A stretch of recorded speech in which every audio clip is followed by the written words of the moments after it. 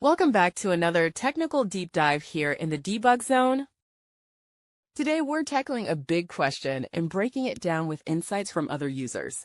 Hopefully this clears up some misconceptions and helps you get the answer you need. So buckle up, stay a little curious, and let's jump right in.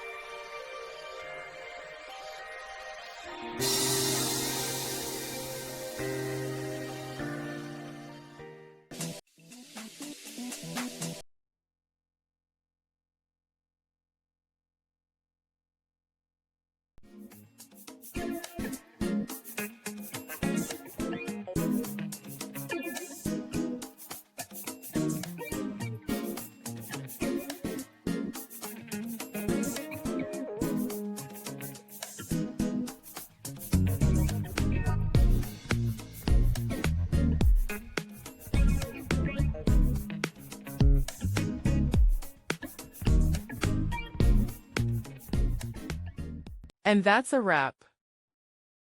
I hope you found the answer you were looking for. If you did, take a second to hit that subscribe button. It really helps out.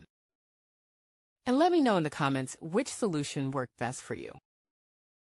See you next time in the debug zone.